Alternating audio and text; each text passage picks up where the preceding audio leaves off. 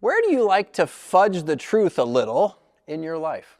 Isn't that a fascinating question? Where would you like to fudge the truth just a little in your life? Probably the better question is, where do you like to lie?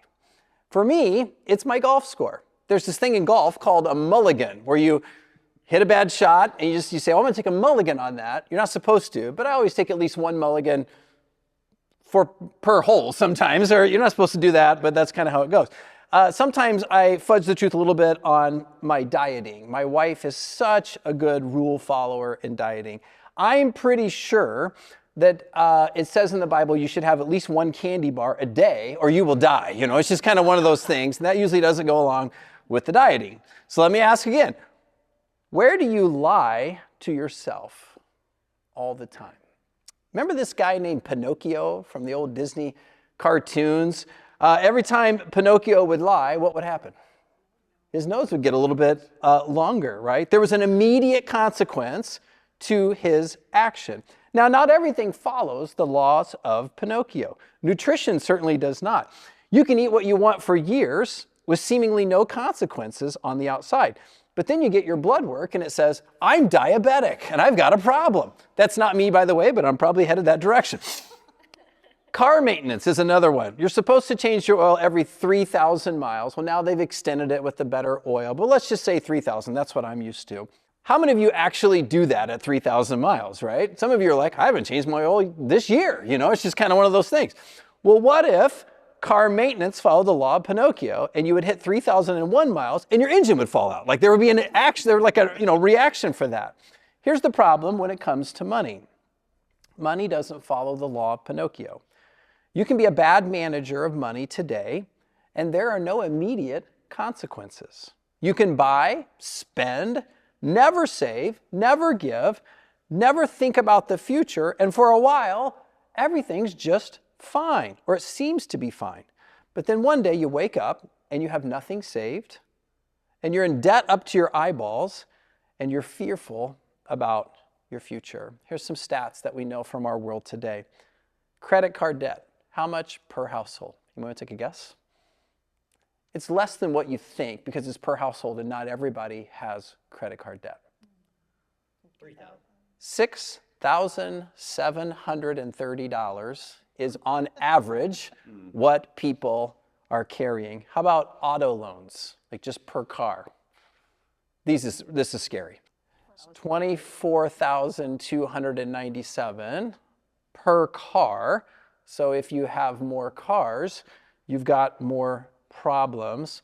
Student loans, the average balance on student loans.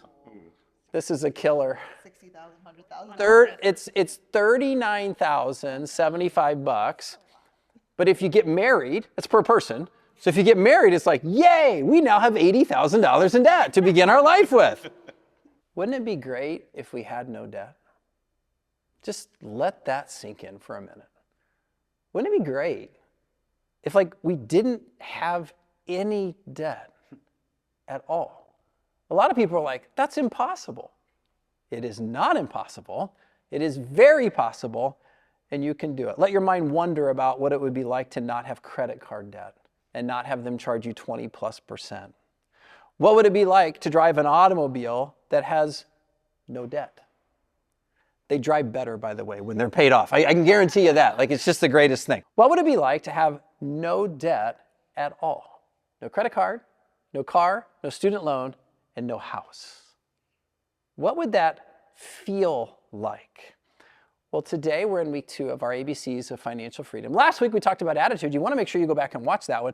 This week we're talking about letter B, which is breaking free from debt. And the Bible has all kinds of things to say about this that are really, really good. The number one thing that it says is debt is a loss of freedom. Debt is a loss of freedom. Now, the Bible doesn't say that debt is a sin. So some people are like, wait a minute, how does this work? I wouldn't be able to build my business without some debt. Wouldn't be able to own a home without leveraging debt. Wouldn't be able to get my education without having a little bit of debt. That's okay, as long as it's harnessed for good things. But we really get in trouble when we harness it for bad things. And let me define bad things. Things that depreciate. Clothes depreciate.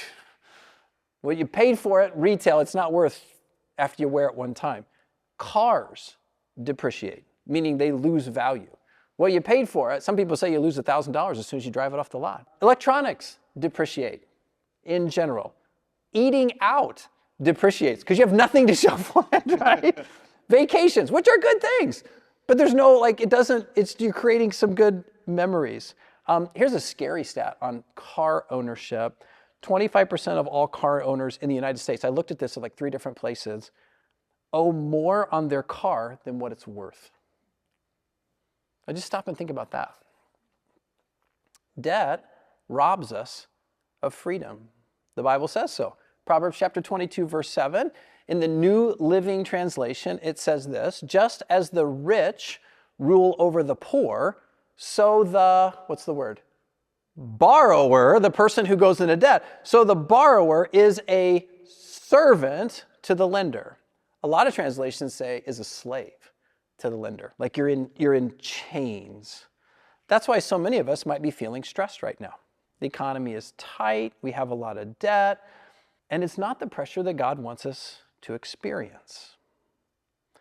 Here's something important to note. We don't sell ourselves into debt or servanthood or slavery to the lender. We purchase ourselves into debt and into servanthood to the lender. Whenever we sign up for debt of any kind, it's a surrender of our freedom. Debt is a loss of freedom. Debt is also a symptom. That's number 2. Debt is a symptom. Most of us think that debt is the problem. I just need to spend a little less, or I just need to pay it off every month. That's certainly a good thing to do, but oftentimes debt is really just a symptom of a bigger problem. The real problem could be, possibly, self-control. Here's 2 options. Number 1 is earn and save and wait until you have the money to buy the thing you want and then pay cash, or just go into debt and buy it. Which is easier? Just go into debt and buy it. Which is harder? Save. So years and years ago, we got onto this plan, and when I would go and buy a car, I would pay cash. Sometimes I would take in literally a bag of cash to the car dealership, and I would say, I'd like that minivan for this amount of money, which is like $2,000 less than what you have it advertised, and I've got the cash right here, and if you don't want it, I'll go to the next dealer. I'm pretty sure they'll take it. And guess what they would do? You can have the car right now. It's no big deal. Now when you go, I don't bring cash anymore. That's stupid, because you could get robbed. I bring a checkbook, and they're like, no, we're not going to negotiate on the price. We don't make money on the sale of the car. We make it on the financing of the car. Isn't that fascinating? Debt is a symptom. It's a symptom. So we have one of 2 choices. We earn and save and wait, then pay cash, or we go into debt. We might think, I'll pay it off later. I just got to get it right now. Remember the old hi ho, off to work we go? There's another version of that, which is I owe, so off to work I go because I got all this debt. Our issue is maybe we like stuff and we hate to wait. It's so convenient to buy it right now. That Amazon, you just buy now, and like 24 hours later, it's at your doorstep. Here's what the Bible has to say about this. Proverbs chapter 25, verse 28 says this, a person without, can you see the next 2 words? Actually, it's one word that's hyphenated. A person without self-control is like a city with broken down walls. A person without self-control is like a city with broken down walls. Because we lack self-control, we give away control to someone else. And when we give over control, they often control our emotions, our marriages, and even our peace of mind. That's why God says, we got to get out of debt. Don't give that part of yourself away. Number 3, debt keeps us from being generous. When we're enslaved because of debt, it impacts our ability to be generous. Not our willingness or our desire, but our ability. Have you ever had times you're like, man, that's a good thing. I want to be able to give toward it, but MasterCard and Visa says I can't. Many of us would give to people in need if we could, but we just can't. Someone once said it like this, someone else way smarter than I am, but I think it's a good quote. He said, many of us can't give to people in need because we have spent so much on stuff we don't need. I'd like to say that again. Many of us can't give to people in need because we have spent so much on stuff we don't need. God says, I want you to come out of that. I want to invite you to a life where there is no debt. Let's dig out of this together, and here's 4 easy ways to do that. These are so simple. They are not rocket science. You're going to be like, Nate, that's so stupid. I already knew that. I get it. But if you just could do it, if I could just do it, I guarantee it'll work. Step number one, decide you're done with debt. Just decide, I'm done. I'm not going to take on any more debt from this moment forward. If you're a follower of Jesus, maybe go before the Lord and say, I need to apologize that I've got myself in this situation. I'd like to confess that. Would you please help me? Would you please help me get out of debt? I haven't been smart or exercised self-control with the resources that you've entrusted to me. I say that and I know there's pushback, right? Some of you are like, hey, that's impossible. Debt is just a way of life. How would I possibly live without debt? Years ago, we would do this event called Financial Peace University. And we'd gather together and we'd kind of look at, okay, we got to track our spending. We got to get on a budget. We're going to get out of debt. And one of the first things that we would do is we'd say, hey, we brought like these things that will shred your credit cards. And so what we want everybody to do is like, let's just shred the credit cards. Let's just do that. That'll be really, so we don't use them anymore. And so some good friends of ours are like, yeah, this is great. They got kind of caught up in the moment and that we all shredded our credit cards. And they literally drove home in a panic because they're like, how are we going to buy stuff? This is not going to work. So they called the credit card company, like, can you overnight? It's like 8 o'clock at night. We got to have this by like 7 o'clock in the morning because we're not going to be able to live without them. Decide you're done with debt for more than just a 30-minute car ride home.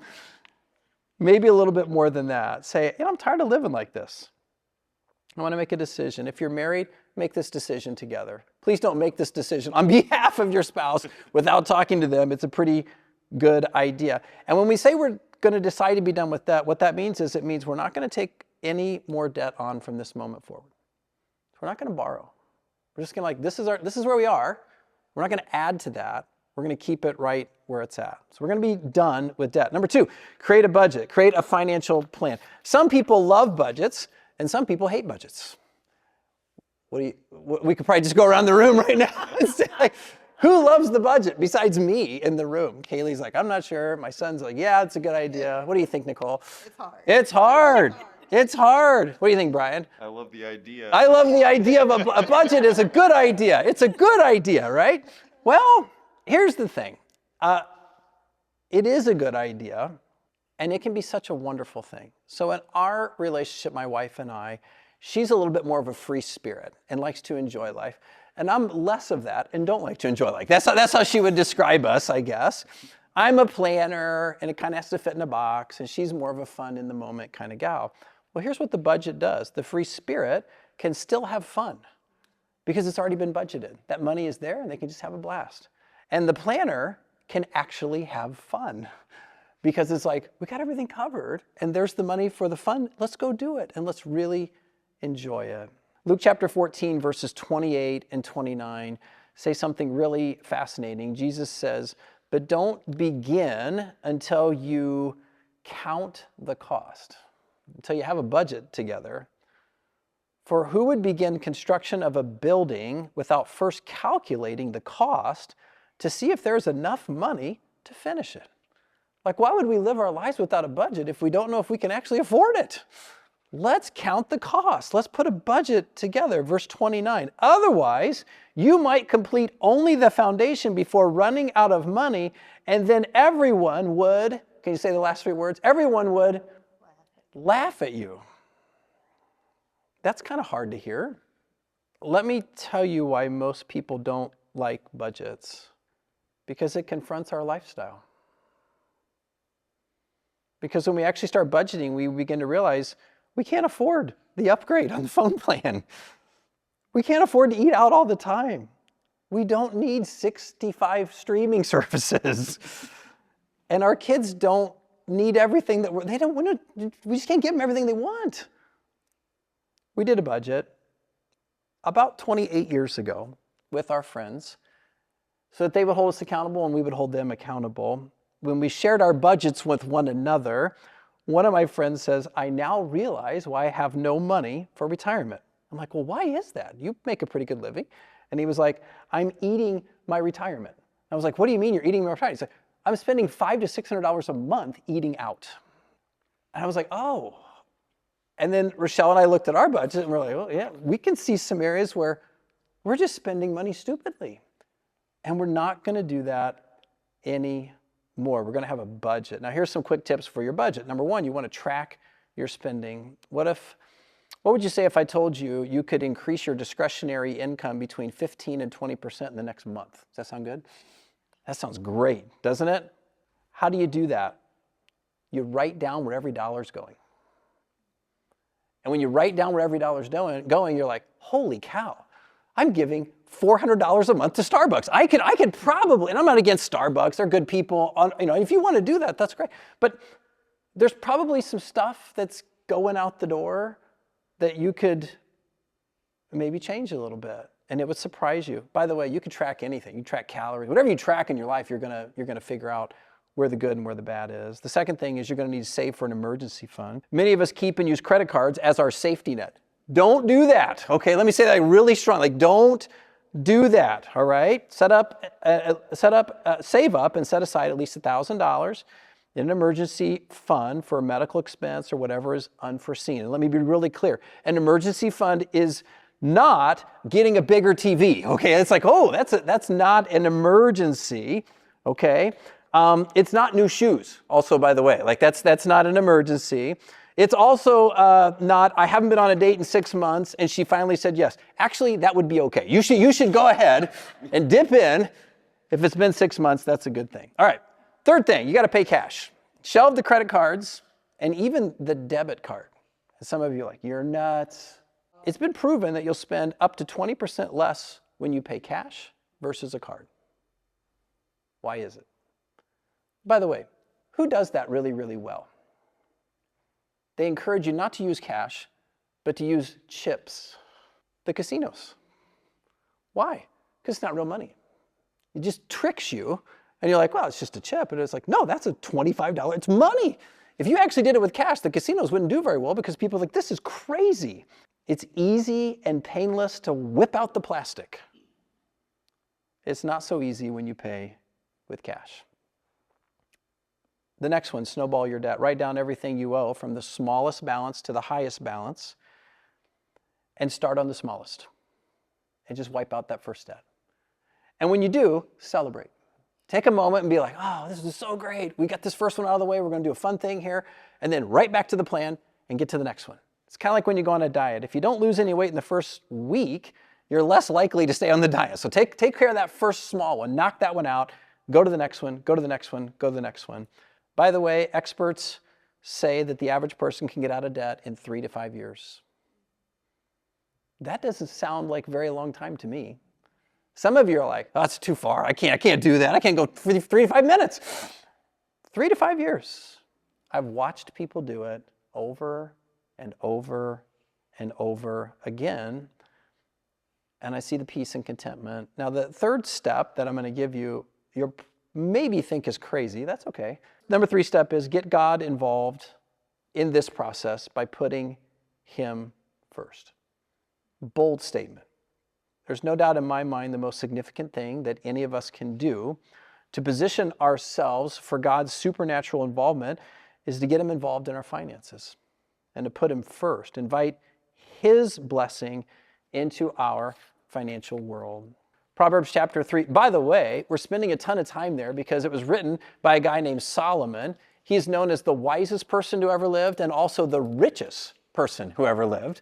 So he probably has some things to say to us through God's breath into his lungs as he writes these things down. Proverbs chapter 3, verses 9 and 10. Honor the Lord with your wealth and with the, what's the next 2 words? The best part of everything you produce.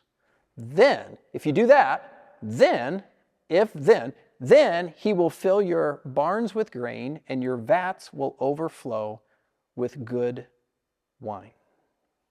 Fascinating, isn't it? We put God first. This principle of putting God first applies everywhere. Let me just give you a few examples. If you put Him first in your family and you decide, we're just going to put God at the center and we're going to honor him to the best of our ability, you know what he's going to do? He's going to bless your family.